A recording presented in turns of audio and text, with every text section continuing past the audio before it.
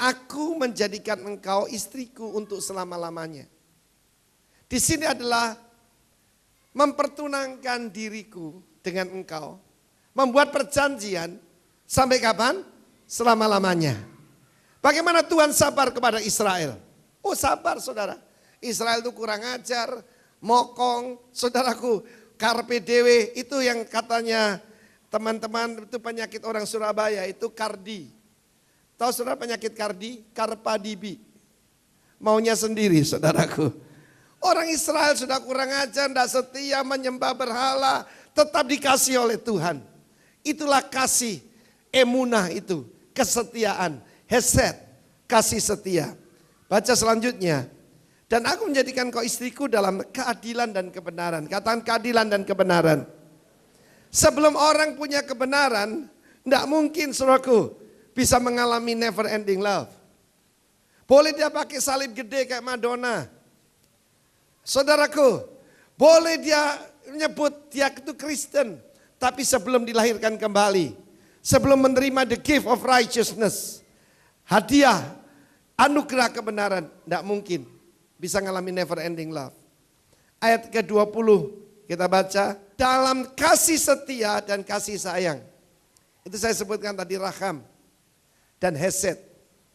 Nah saudara yang kasih Tuhan, ada bagi beberapa orang, maka kasih itu bisa digambarkan dengan 3 langkah. Yang pertama itu waktu pacaran, itu kayak musim panas, lust, penuh dengan gairah. Tapi kalau sudah lama menikah, itu berkarat, rust. Dan kalau sudah lebih lama lagi, tinggal dust. Tinggal bleduk, saudaraku. You know bleduk? Oh saudaraku, lust, rust, dust, mengerikan sekali. Tetapi tadi istri saya memberikan beberapa tips. Bagaimana menjaga api tetap menyala. Amin. Kita kembali tadi melihat wajah daripada kasih. Saya tahu begitu saya tidak sabar dengan istri saya. Waktu pacaran sabar sekali. Dia masuk ganti pakaian. Ping telu saudaraku 3 kali. Saya bilang, oh enggak apa-apa silakan. Silakan. Sudah mau keluar saudara. Dia bilang, wah rasanya enggak cocok, dia ganti lagi. Oh iya monggo silakan. Waktu pacaran saudara. Tapi bagaimana setelah menikah?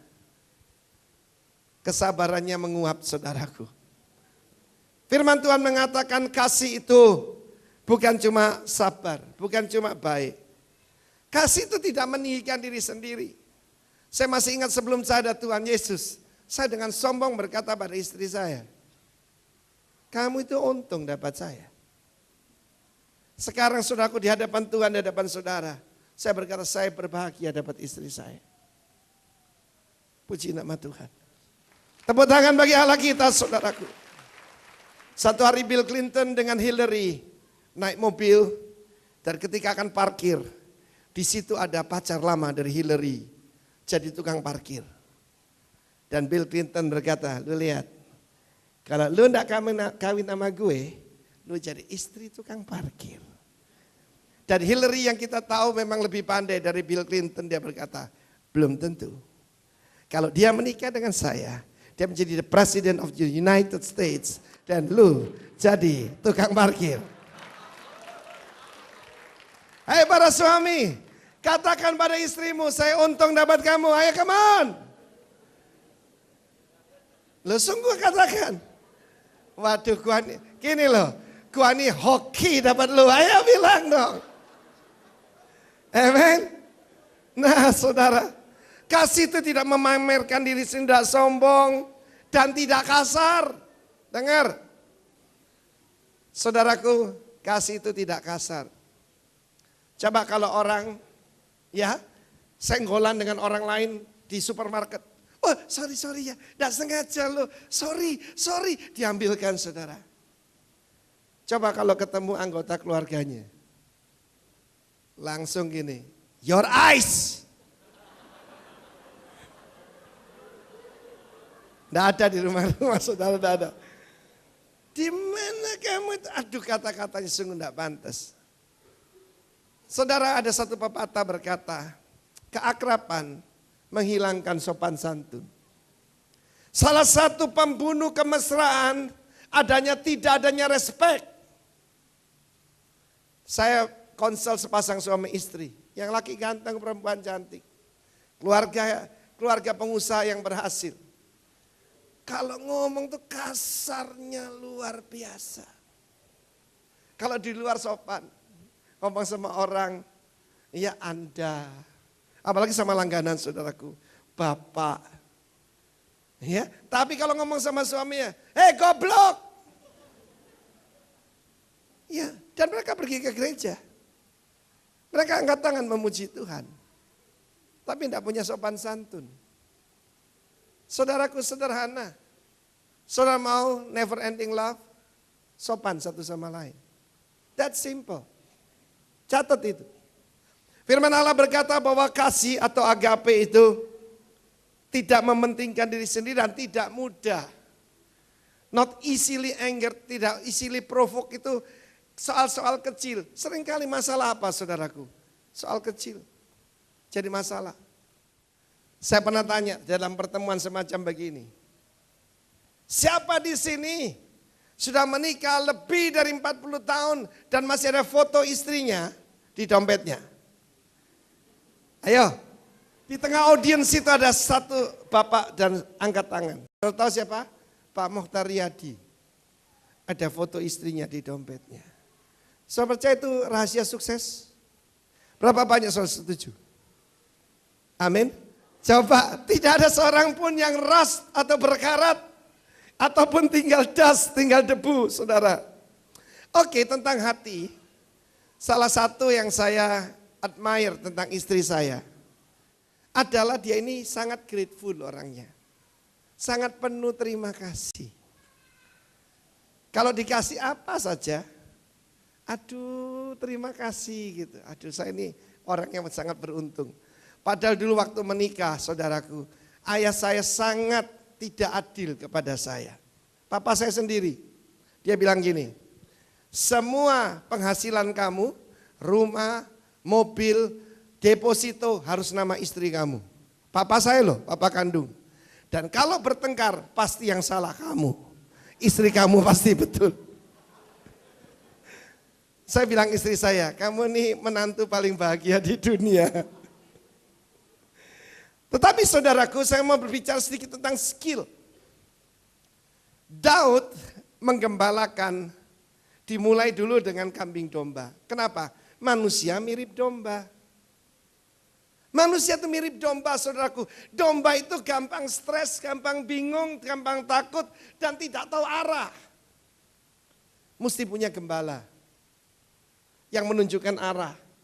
Dan domba tidak bisa membela diri sendiri. Kalau ada suami, ada cakar, kau kawin sama kucing, tidak dengan domba. Amin. Domba tidak punya cakar, tidak bisa gigit. Seorang suami itu seperti gembala. Harus melayani dengan ketulusan hati, tapi harus punya skill. Dan banyak orang tidak masuk dalam never ending love karena tidak punya skill. Skill apa yang kita butuhkan? Gampang 3 saja, sebenarnya banyak. Tapi 3 saja. Yang pertama itu adalah intimacy. Katakan intimacy. Intimacy ada 3 saudara. Yang pertama adalah physical intimacy yang kita kenal. Sebab di dalam bahasa kasih ada saudaraku physical touch. Dalam tubuh manusia ada 5 juta sensor. 5 million. Kalau disentuh bisa nyeng-krenyeng gitu. Tapi 2 juta ada di tangan. 2 juta ada di tangan. Karena itu ketika dibelai rambutnya. So tahu kenapa Pak Rifin awet muda? Kalau malam saya sudah tidur. Istri saya melepaskan kacamata saya, sebab hobi saya cuma satu, baca. Baca sampai ketiduran saya, buku di sini saudara. Bukunya disingkirkan. Lalu rambutnya dilus-lus, mumpung masih ada. Amin. Mumpung masih ada. Amin. Karena itu saudaraku, saudara lihat saya sangat berbahagia. Physical touch. Yang kedua adalah emotional intimacy. Hei para suami, dengar ya. Ini yang banyak kita tidak punya skill. Emotional intimacy. Saya pada waktu menikah dengan istri saya memperhatikan sesuatu. Dia tidak bisa dengar suara keras. Di rumahnya itu semuanya tenang. Suaranya pelan ya, satu keluarga begitu. Di keluarga saya, karena bengkel kan, papa saya itu montir saudaraku. Ya toh? Papa saya itu montir dan bunyinya di rumah itu dong lalu esek. Jadi kalau ngomong itu mesti teriak-teriak saudara. Dan kemudian kita juga, papa saya pernah bangkrut, kita tinggal di rumah yang pintu itu enggak dibanting, enggak bisa nutup saudaraku. Dan ketika kita ketemu saudara itu tadi, dia itu nadanya do dan re. Saya ini seperti yang ini, Poli ini ya, dari Ambon itu. Saya 1, 2, 3. Sehingga saudaraku ketika dia mendengar suara yang keras itu, dia stres. Salah satu love language adalah words of affirmation. Kita perlu memuji. Karena itu untungnya kalau kita ini pemuji, kalau biasa memuji Tuhan, memuji istri itu gampang. Ya saya di samping dia dan lagunya gini, ku punya visi buat ini ya, dia nyanyi gitu, saya nyanyi apa? Ku punya Vivi. Amin saudaraku. Dan dia senyum begini saudara. Enggak usah keluar duit banyak saudaraku. Amin. Haleluya. Ya, I love you Lord. Kita bisa saling memuji satu dengan yang lain. Kita harus punya skill untuk ini mesti di dalam emosional. Lalu saudara satu lagi, tentu saja bukan cuma physical, emosional, kita perlu spiritual intimacy. Kasih contoh loh, ini mari sini sayang, yang kamu biasa lakukan, come on. Saya selalu lihat kalau saya menghadapi KKR, khotbah apapun, saya dipegang tangan oleh istri saya dan dia memberkati saya. Hei para bapak, berkati istrimu, berkati anak-anakmu. That's power of blessing. Kita ini saling memberkati. Kalau dia mau khotbah, dia berlutut, saya tumpangin tangan, saya imam dalam keluarga. Dan tidak ada saudaraku, kita tidak mungkin mendoakan orang yang kita benci. Tapi kita memberkati orang yang kita cintai. Dan dia selalu memberkati saya. Kalau saya berkhotbah, dia berdoa bahasa roh saudara. Dia dukung saya. Luar biasa. Thank you sayang. Oke. Nah saudaraku, spiritual intimacy ini jarang diterapkan. Mereka pikir yang mengucapkan berkat itu Bapak Pendeta. Saudara pendeta di rumah. Seorang suami adalah king, itu govern, memerintah. Memerintah itu bukan jadi bos, ngatur. Seorang suami adalah juga priest, imam, mewakili keluarganya di hadapan Tuhan. Dan dia juga adalah prophet, dia adalah nabi. Untuk guard, untuk melindungi, untuk memberkati. Suami adalah seorang hamba Tuhan. Dan bisa memberikan spiritual intimacy. Karena itu bahaya saudaraku. Kalau konseling itu bisa follow up, bisa follow me. Iya betul, hati-hati saudaraku. Bisa loh. Karena terjadi hubungan. Apalagi kalau orang dalam keadaan stres. Mudah sekali terjadi kedekatan.